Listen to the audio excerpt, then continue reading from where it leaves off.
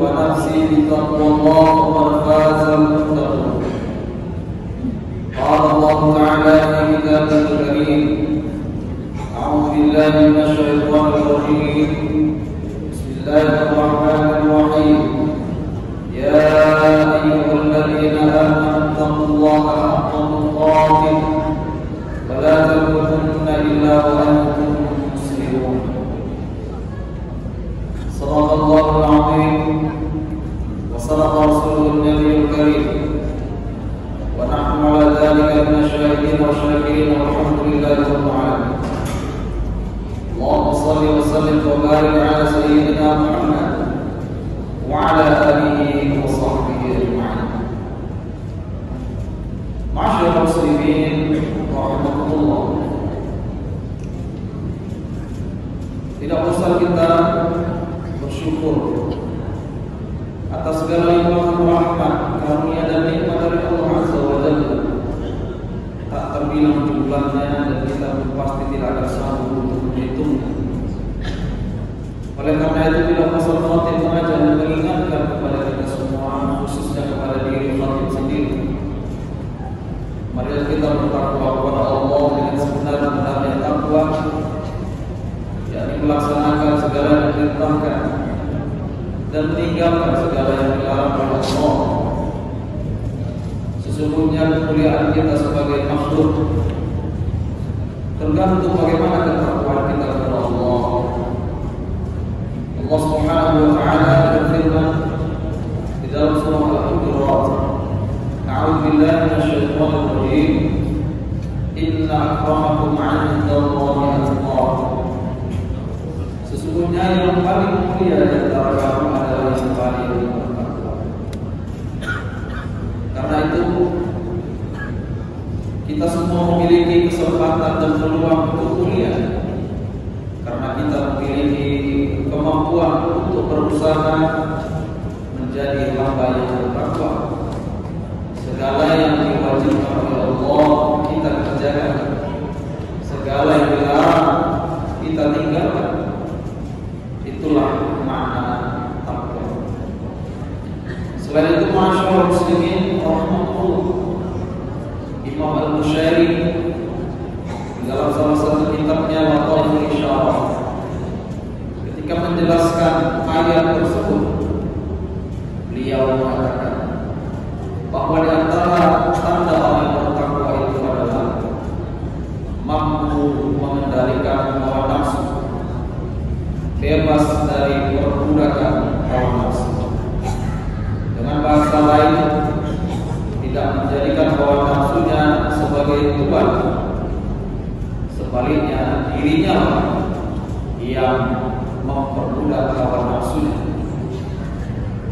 Masyaallah muslimin rahimahullah, bahwa manusia dikaruniakan Allah hawa nafsu, dan itulah yang menjadi pembeda manusia dengan malaikat. Malaikat tidak memiliki hawa nafsu sehingga mereka tidak butuh kepada dunia dan apa yang ada di dalamnya. Malaikat tidak butuh kepada pepohonan, barang tambang, dan berbagai macam yang ada di atas bumi ini, karena mereka tidak memiliki nafsu. Sedangkan manusia memiliki hawa nafsu, yang dengan itulah manusia memiliki kecondongan kepada harta, kepada dunia. Dan apa yang kita saksikan hari ini adalah karena manusia mengoptimalkan apa yang ada di bumi ini untuk kemudahan hidupnya. Berbeda dengan hewan yang juga memiliki hawa nafsu tetapi tidak memiliki akal, sehingga peradaban hewan tidak mengalami perkembangan, statis, tidak dinamis. Cara hidup dan cara makan hewan tidak mengalami perubahan apapun yang signifikan. Berbeda dengan manusia, cara berpakaian, tempat tinggal,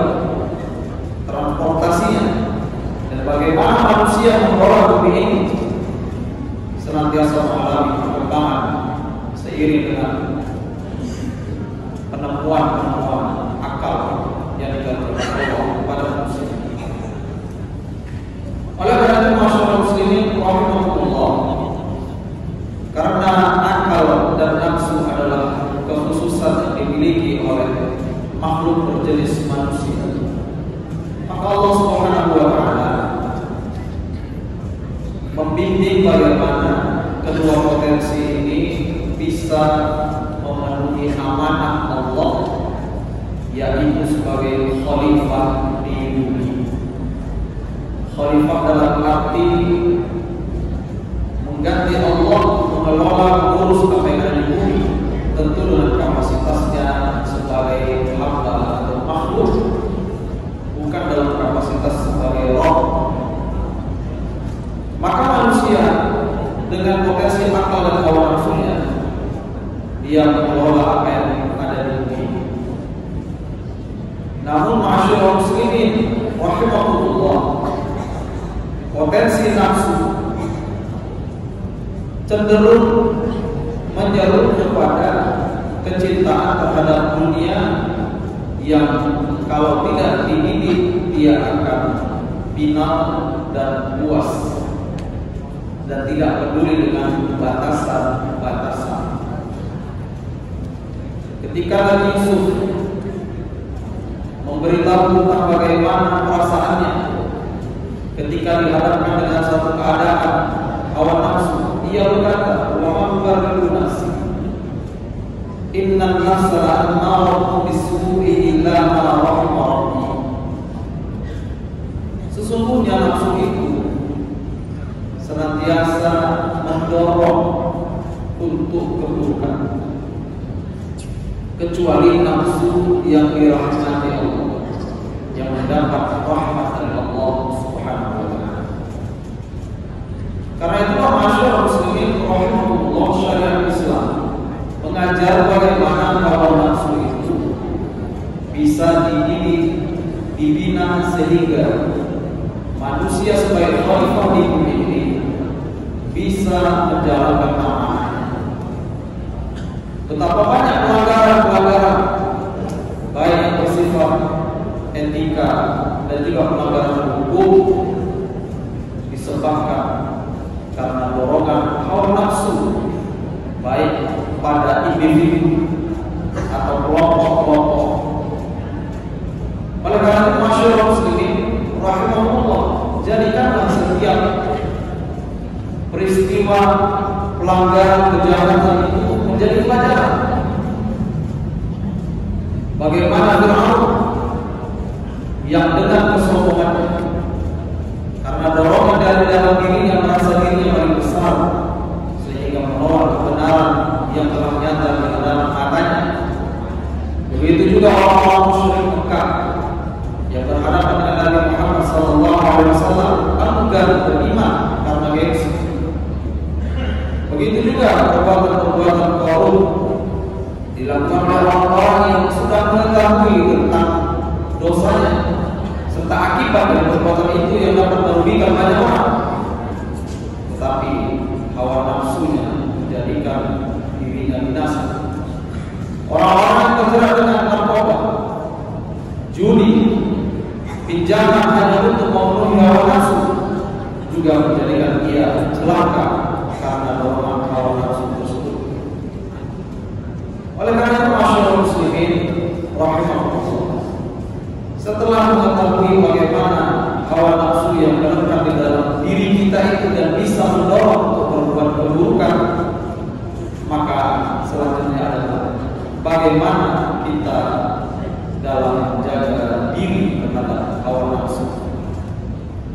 Yang pertama yang perlu dilakukan adalah menjadikan ajaran Islam sebagai pedoman. Bertanyalah kepada para ulama terkait segala hal yang berkaitan dengan urusan hidup kita, bagaimana petunjuk Allah dan Rasulullah. Bukan hanya sekedar pengetahuan, tetapi ajaran Islam dijadikan sebagai pedoman. Sebab banyak orang yang telah memiliki pengetahuan, tetapi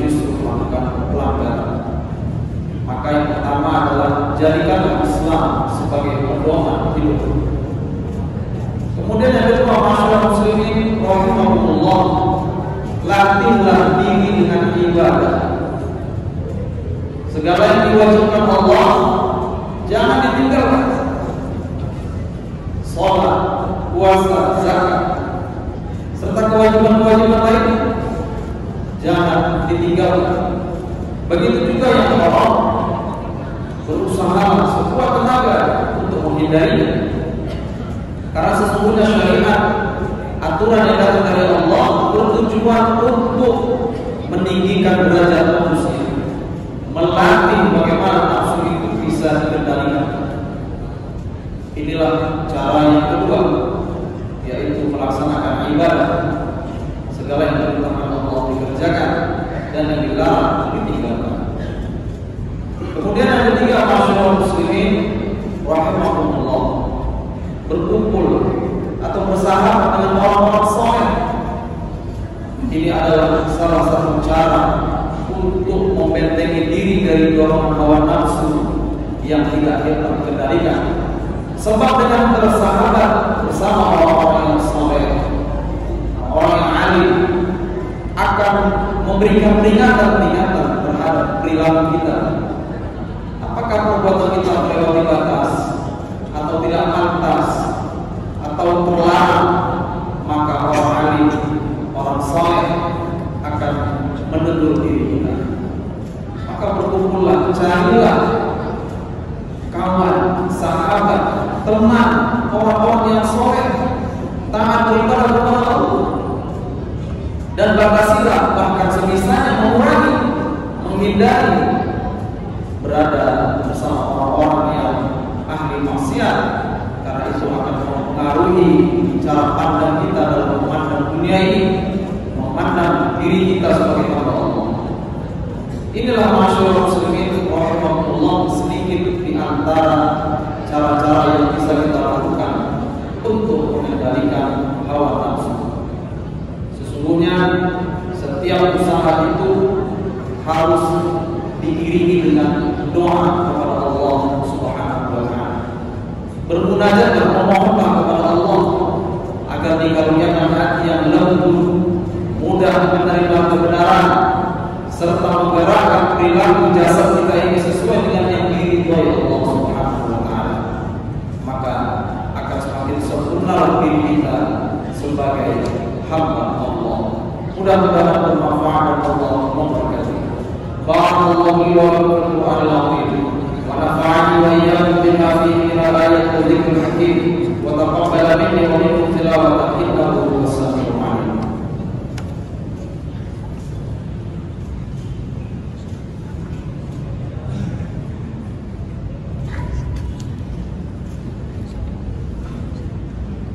Alhamdulillahi hamdan katsiran kama amara, ahmaduhu subhanahu wa ta'ala hamdan la yughayyiru wa ashkuruhu ala ni'amihi dhalilan min rahmatillah. Ashhadu an la ilaha illallah shahadatan tunji qailaha min 'adzabillah, wa ashhadu anna sayyidana wa nabiyyana Muhammadan 'abduhu ورسوله النبي المعتبر. فيا أيها الناس اتقوا الله فيما أمر وانتهوا عما نهى، واعلموا أن الله تعالى صلى على نبيه قديما وأمرنا بذلك إرشادا وتعليما. فقال تعالى: ولم يزل قائلا عليما إن الله وملائكته يصلون على النبي يا أيها الذين آمنوا صلوا عليه وسلموا تسليما. اللهم صل وسلم وبارك على سيدنا محمد وعلى آل سيدنا محمد كما صليت وباركت على سيدنا إبراهيم وعلى آل سيدنا إبراهيم في العالمين إنك حميد مجيد. وارض اللهم عن أربعة الخلفاء السادات الحنفاء أبي بكر وعمر وعثمان وعلي وعن بقية الصحابة والتابعين وتابعين